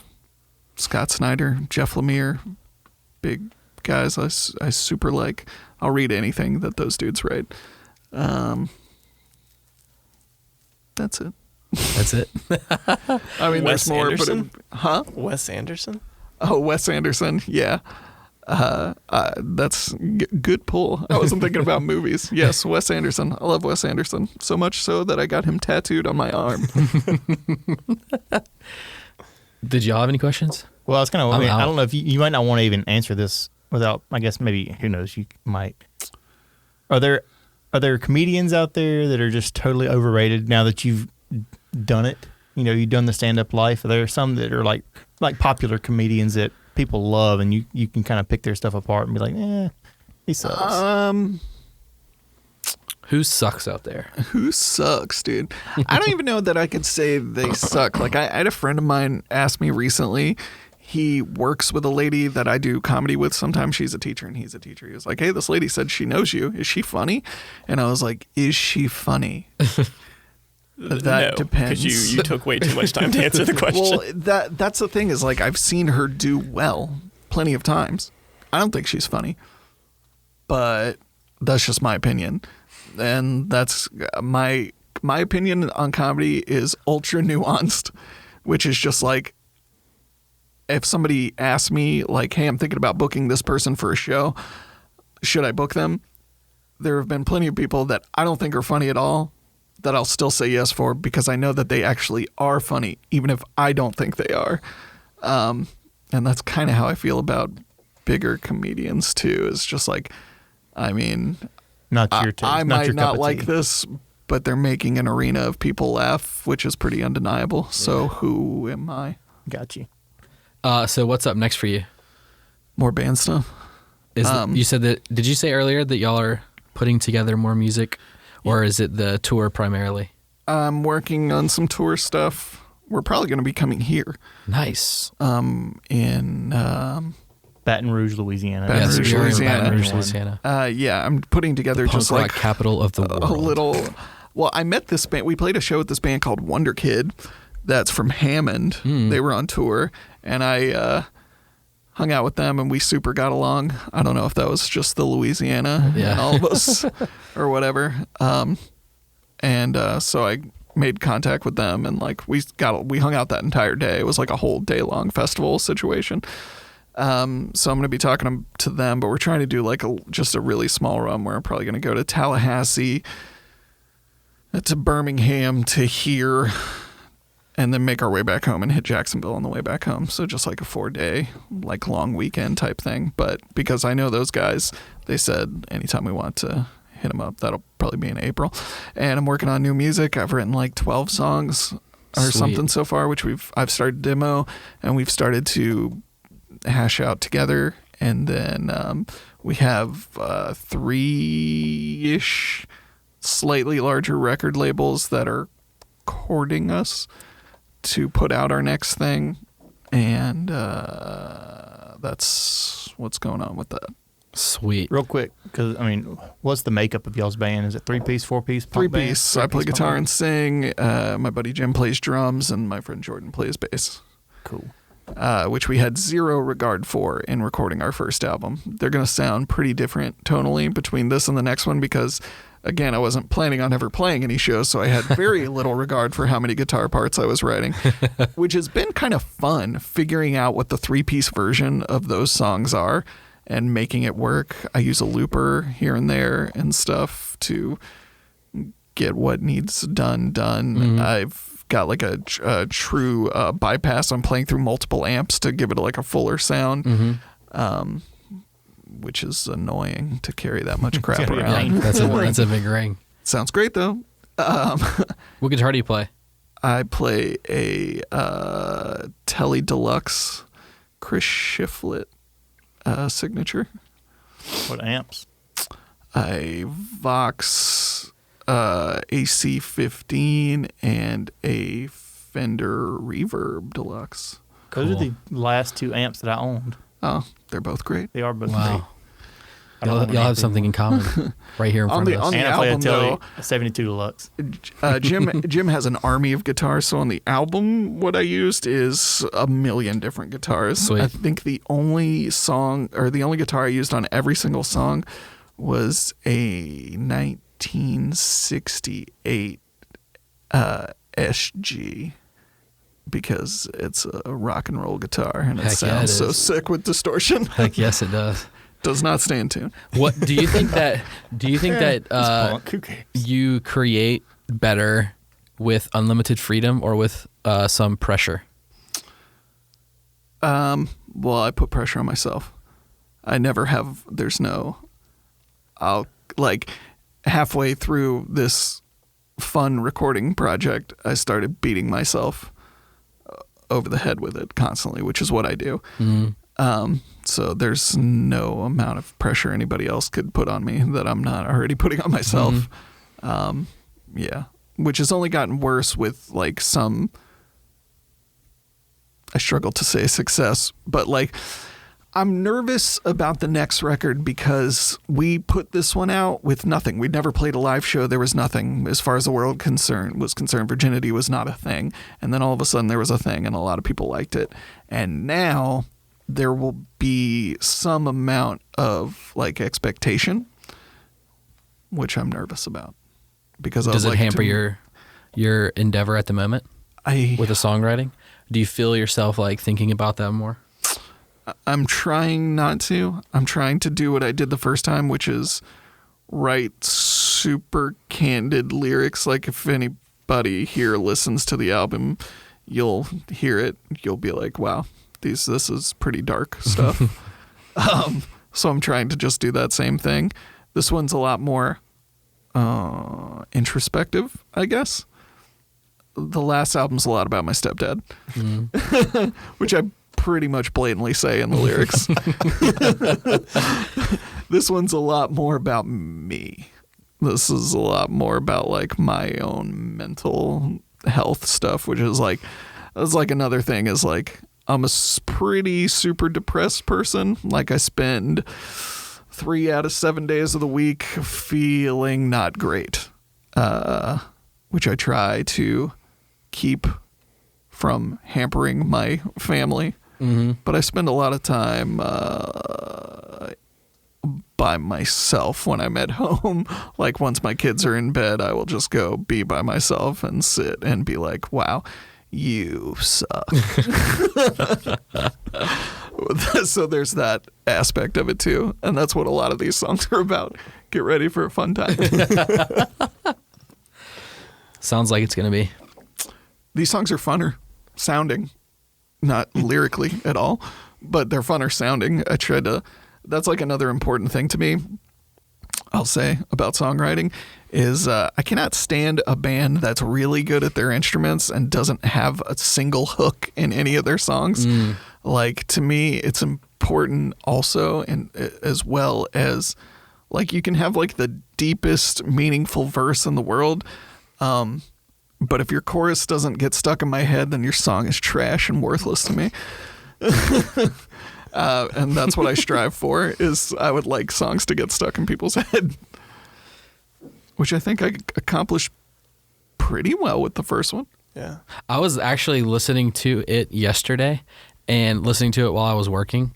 And I punched a hole in my wall. Should have stayed in your apartment. Yeah, that line's great. The Southern Baptist cliche line is really good too.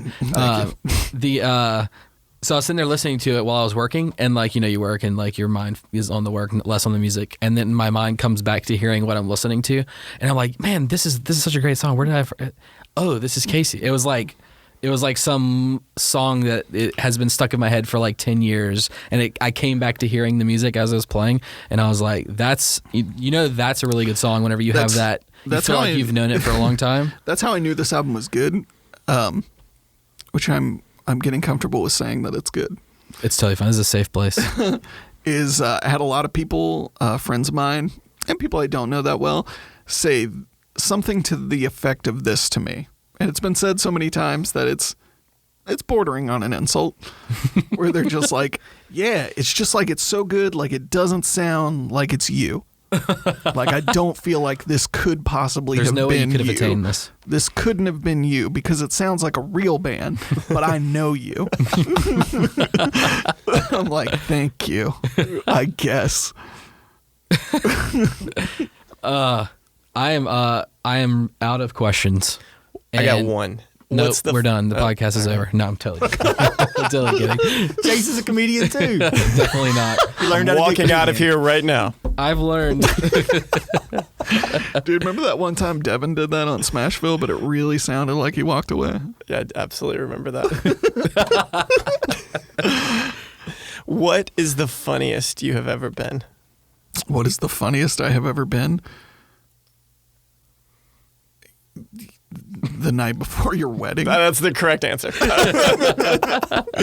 The night before Caleb's wedding, we went and saw. No, it was the rehearsal dinner. Was it the rehearsal dinner? I thought it was when we were eating at IHOP afterwards. Like literally the best memory of my wedding. Make sure my wife doesn't hear this.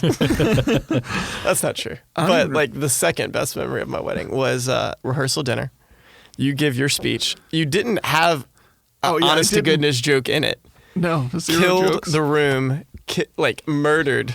Literally, we had to revive her back to life. Andrew Hart's wife, Rebecca. Oh, yes. Who it was the best part. I don't remember a word you said because I just remember her laughing the whole time. Oh, I remember I opened it because Alan went right before me, and I kept asking him. I asked him 10 times because I didn't really prepare anything. I said, yo, I didn't like super prepare. Did you? Because if you did, I'm gonna. And he was like, I didn't. And I was like, you didn't. You did not super prepare for this. And he was like, no. I was like, you're going from the heart. And he was like, yeah. And I was like, all right. And then he went right before me and he pulls out an index card, moves his fingers to the side, and then 10 more index cards taped together fell down, which was his big joke. But I'm sure you could audibly hear me in the room when those cards fell and went, son of a bitch. And then I got up and immediately addressed us. I was just like, hey, guys, I asked him. Everybody, I just want you to know, I asked Alan, the other best man, how much he prepared. He said he didn't. And then we got 10 cards falling. And then, again, don't remember anything you said. Just Rebecca Hart just laughing uncontrollably the whole time through. Oh, so great. So was this before your stand-up career? Yes. Here's a bit before. This is a behind the scenes look. Your first night of going up was my birthday, right? Did you go up on December 3rd? Yeah. And I asked him to like not do stand up. He did tell me not to do stand up because listened obviously to a lot of podcasts with comedians. Every second podcast is of a comedian. It's a fact. But they all talk about depression. I was just like, I just don't want you to go down that road. But little did I know that depression would make a great album in virginity. So I'm glad that you did that. I'm glad your depression amuses me. I mean, greatly. I was already depressed. If anything, it neutralized it. Yeah. Anyways, go listen to my album with time, virginity, more streams, baby. Get them streams Get up. the That's all that streams up. matters. Going for 6 digits. Is it only on Spotify? It's on Spotify, iTunes Music, all the places you can find music. And look it up. Look it up. Stream it. That's all that matters to me, baby. Numbers. You're all numbers. Do it. Every time you stream one song, I make a fraction of a penny, baby. And I'm about to have $40. Dude, Casey, thanks so much for hanging out. Thanks for part having of your me. vacation. This is your vacation week, right? This is my vacation. Official vacation. I spent yesterday just violently having diarrhea and being passed out for 16 hours. Wow. Going great Made so quite far. a mess in the bed. He was nervous to come on the podcast. Yummy. Well, thanks for spending part of your vacation. I know this is going to be the highlight of your trip here in Baton Rouge. Absolutely. Anytime I'm not with my kids. And shout out to the wives and kids for giving up Casey and Caleb to come hang out. And shout out to Carl Wiggers, our DJ. Sweet. Thanks a lot, dude. Had fun. Thanks, buddy. You Hope too. you have a safe trip back to Daytona. I will do that And I hope we get another album very soon. at some point. And we're going to play some of that music on the outro for this podcast. Yeah, do it. Do you get permission? Do I have permission? You don't need any. Are you going to sue me or? Yeah. Thank you, everyone, for listening to episode number 5 of my podcast with Casey Crawford. Thanks again to Casey for driving the long 12 hours with your family just to be on my podcast. I really appreciate it, and I hope driving 24 hours in one day was not too much for you. Really, again, appreciate you sacrificing the time to be on this incredible podcast. And if you are interested in following what Casey's up to, seeing some of his stand-up, hearing some of his music, you should check him out on Instagram. His handle is Casey B. Crawford. Also, you can search for his band on iTunes. The band name is Virginity. and looking for more music to come out soon. Before you leave, make sure that you turn up the volume, because starting right now, you're going to hear from our sponsor for this episode, Virginity.